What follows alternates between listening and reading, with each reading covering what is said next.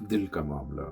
ज़ाविया अब महज प्रोग्राम नहीं रहा, इसमें कुछ अंदर की बातें भी हो जाती हैं। बाज़ औक़ात अंदर की बातें इतनी अहम और ज़रूरी नहीं होती, लेकिन घर वाले चूँकि घर वाले होते हैं, तो इसलिए अंदर की बातें चलती रहती हैं, जैसे घरों में चलती हैं। मैं आपके मुकाबले में शुरू से ही लालची और ख़ुद परस्त इंसान रहा हूँ। मेरी माँ हम सब भाइयों को लोकार्ड, बेर, गंडेरियाँ, जामुन बाँटा करती थी, तो मेरी ये आदत होती थी कि मुझे ज़्यादा मिले और किसी न किसी तरीके से मैं ये कोशिश भी करता था कि मुझे ये चीज़ें ज़्यादा से ज़्यादा मिलें। आज बाजार से गुजरते हुए मैं सोचता हूँ कि तब मैं हलवाई की दुकान के आगे से बहुत आराम और आहिस्तगी से गुजरता था और चीजों को इस वक्त तक गर्दन घुमाकर देखता था जब तक वो नजरों से ओझल ना हो जाती। और ईद के रोज तो मैं हर बड़े बुजुर्ग को खामखा सलाम करता था और इन्हें भी जिन्हें मैं जानता भी नहीं था, ताकि ईदी मिल सके। जिंदगी ऐसे ही चलती रही। पिछले साल ये ख्वाहिश बड़ी तेजी से पैदा हुई कि क्या मैं भी कोई सर्विस कर सकता हूँ, यानी मैं भी किसी खिदमत की जानिब रुजू कर सकता हूँ। मेरे से छोटे बड़े बड़े काम कर रहे हैं, अस्पताल बना रहे हैं और तालीमी इदारे खोल रहे हैं और रफाही काम कर रहे हैं। मुझसे आया ये काम हो सकेगा? मेरी किस्मत में ऐसा करना लिखा है या नहीं?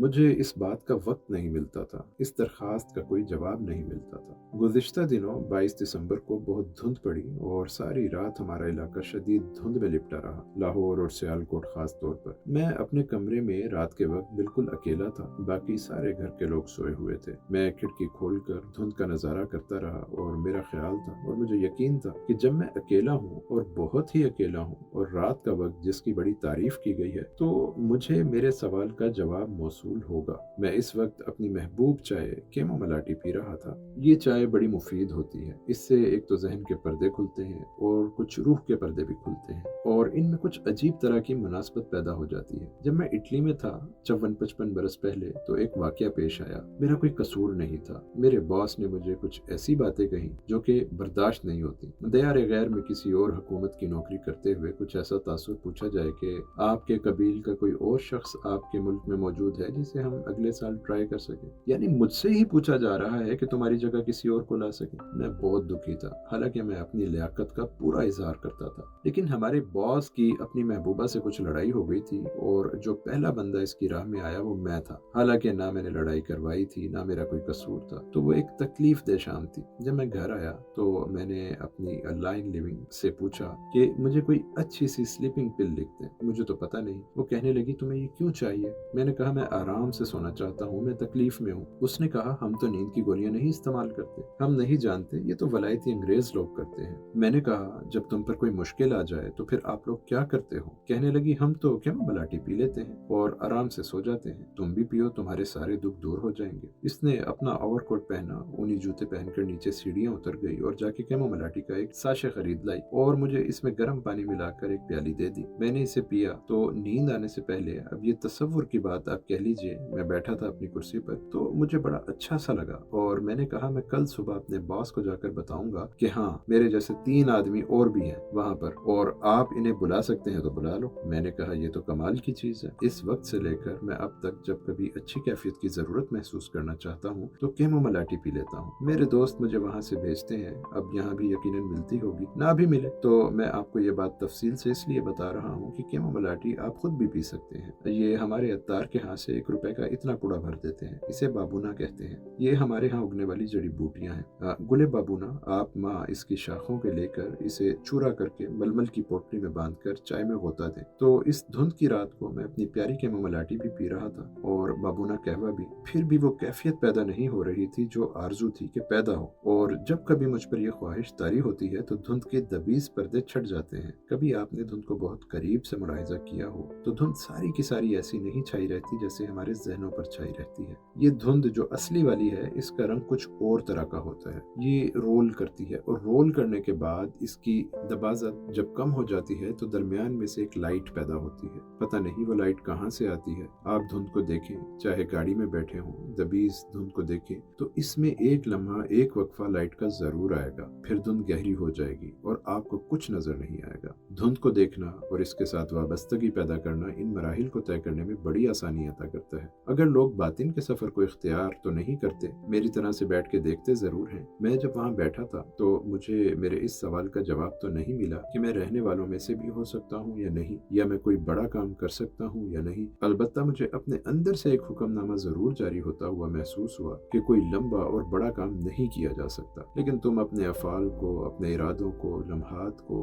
हिस्सों में बांट सकते हो। कदम एक उठाना है, फिर रखना है, और फिर इसके बाद तुम्हें नया कदम मिलता चला जाएगा। लेकिन इस एक कदम में शर्त यह है कि तुम्हें यह देखना पड़ेगा कि जो काम करने लगो इस काम के अंदर दिल भी है कि नहीं। काम एक वजूद वाली चीज है और वजूद का एक दिल भी होता है। अगर इसका दिल नहीं है, फिर इसकी तिल्ली है, जिगर है, दिमाग है, तो फिर इसको ना करो। अगर इसमें दिल की मंशा मौजूद है तो फिर इसमें दाखिल होने की कोशिश करो। बहुत से काम ऐसे होते हैं जो दिल के बगैर किए जाते हैं और चलते हैं। न काम में दिल होता है, न इस फेल में दिल होता है, न आपके आगे आने वाली चीज में दिल होता है। अब तो साइंसदान कहते हैं कि दिल मक्खी से लेकर हाथी तक हर एक में होता है। वायरस तक में एक चीज ऐसी होती है जिसको आप दिल से मुशाबा कर सकते हैं। अगर इसमें दिल है तो फिर किसी काम में दाखिल हो जाओ। जब तुम खुलूस और नेक नियति से दाखिल होगे किसी भी छोटे काम में, तो फिर आपको एक स्टेप और मिलेगा छोटे अंदाज में, और ये जुड़ते जाएंगे, और वो बड़ा काम जिसका तुम जिक्र करते हो ये उनसे भी ज्यादा बढ़ जाएगा। मैं इस वक्त सोचने लगा, मेरे छोटे काम तो बस इतने ही हैं कि कभी कभी मैं दोनों जेबों में हाथ डालकर अपने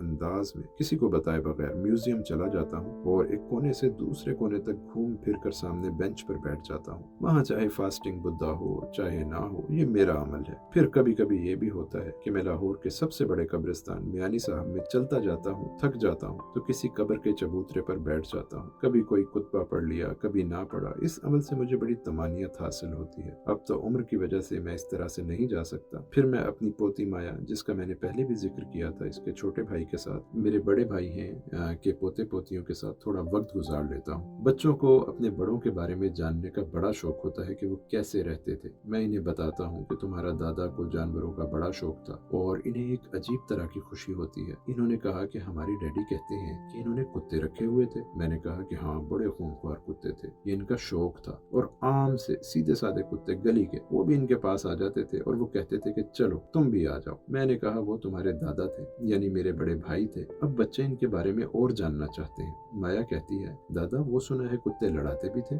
मैंने कहा हाँ, कुत्ते लड़ाते भी थे। अब मेरे और आपके जहन में जागती है कि हम रहमदिल लोग हैं और अखबार में हम पढ़ते हैं कि बड़े जागीरदार जमींदार लोग कुत्ते लड़ाते हैं और वो बड़े खूनख्वार अंदाज में लड़ते हैं। तो बहुत कम लोग जानते हैं कि कुत्तों की लड़ाई ऐसी नहीं होती जैसे हमारे जहन में है। ये बात मैं माया को भी बताता हूँ। गांव में 3-4 हजार का एक बड़ा खुला पड़ होता है। खुला मैदान छोड़ा होता है, क्रिकेट के मैदान जितना। एक शख्स उधर से कुत्ता लेकर आता है जो इसने बड़ी मेहनत के साथ पाला होता है, बादाम, छुआरे, घी, मक्खन खिला पिला के। दूसरा अपनी तरफ से लेकर आता है, लेकिन वो आम से देसी कुत्ते होते हैं जो इन्होंने पाले होते हैं। फिर वो आहिस्ता आहिस्ता आगे बढ़ते हैं और फिर वो इनकी संगली जंजीर खोल देते हैं और कुत्ते आपस में लड़ पड़ते हैं। मैंने जब तक ये लड़ाई नहीं देखी थी कि कुत्ते झपटते किस तरह से हैं और वो कैसे एक दूसरे की खाल उधेड़ देते हैं और बुरा हाल हो जाता है, मेरे जहन और तस्वुरात में ऐसी तस्वीरें बनती थी। लेकिन खातिनों हजरात, जब वो कुत्ते आपस में लड़ते हैं तो ऐसे लड़ते हैं जैसे अखाड़े में पहलवान लड़ते हैं। वो एक दूसरे की गर्दन में दांत भी गाड़ते हैं जिससे थोड़ा बहुत खून भी निकलता है, लेकिन वो कुत्ते बस अखाड़े के पहलवानों की तरह ही लड़ते हैं। एक कुत्ता अपना दायां पंजा उठाकर दूसरे के गले में डालता है और इसे गिराने की कोशिश करता है। दूसरा पिछली 2 टांगों पर खड़ा होकर इसको धकेल के पीछे कर देता है। वो दांतों से बहुत कम काम लेते हैं और इस तरह पंजों से भी काम लिया जाता है और वो एक दूसरे की जिस्मानी ताकत से टकराते हैं। जीतने और हारने की शर्त ये होती है कि जो कुत्ता गिर जाए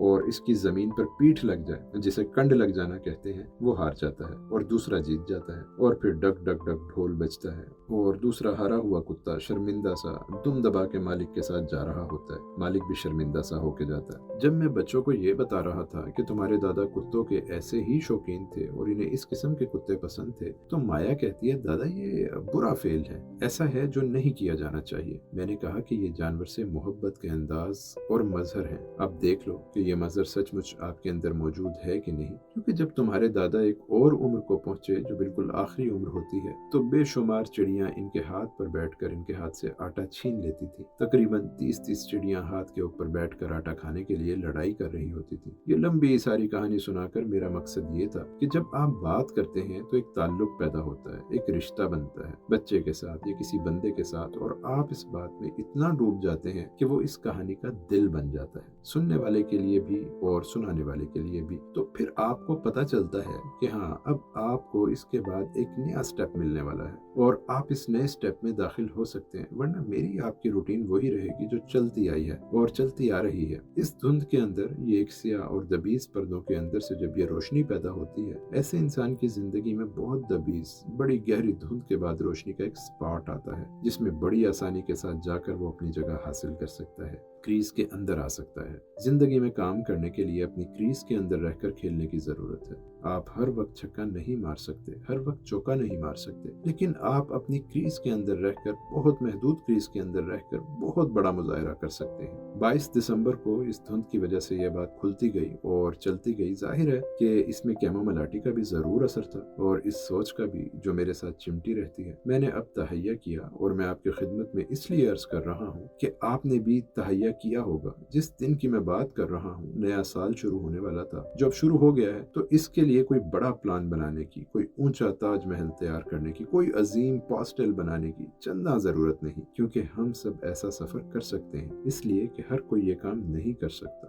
बहुत ही छोटे काम ऐसे हैं कि आदमी कितने दिलों को खुश कर सकता है। ना हींग लगे, ना फटकरी, ना आपको ज़कात मांगनी पड़े, ना किसी के पास जाना पड़े, ना आपको कोई ऊंचा काम करना पड़ेगा। जिस्मानी जिंदगी को बरकरार रखने के लिए बड़े काम हो रहे हैं, तालीम दी जा रही है, अस्पताल खुल रहे हैं। अस्पताल हमें जिस्म अता कर सकते हैं, हमें झारा, भोलू और अनोखी बना सकते हैं, लेकिन आदमी तो कुछ और भी मांगता है। आदमी खाली जिस्म का तकाजा नहीं करता, भेस खाली जिस्म है। बंदर, न्योला, चूहा, हाथी, जर्राफा, शेर, बब्बर शेर, ये एक जिस्म है। इंसान जो अशरफुल मखलूकात कहलाता है, ये खाली जिस्म नहीं है। धुंध के अंदर से जो रोशनी का एक सवाल निकला है, वो है कि हमें बिल्कुल छोटा एक काम करना है। अपने इर्द गिर्द के बंदों को, निहायत छोटे बंदे को, ये तसल्ली और तशफ़ी अता करनी है कि मैं तुम्हारे साथ हूँ, तुम मेरे साथ हो। और इस साथ के अंदर एक अंकड़ा चला कि हमें आगे चलना है। हमारे पास कुछ नहीं है, हमने कुछ चंदे इकट्ठे करके पॉम्फलेट छपाकर ऐसा कुछ नहीं करना है, लेकिन हमें चलते रहना है। आपने कभी दुकानदारों को देखा होगा, ऐसा भी होता है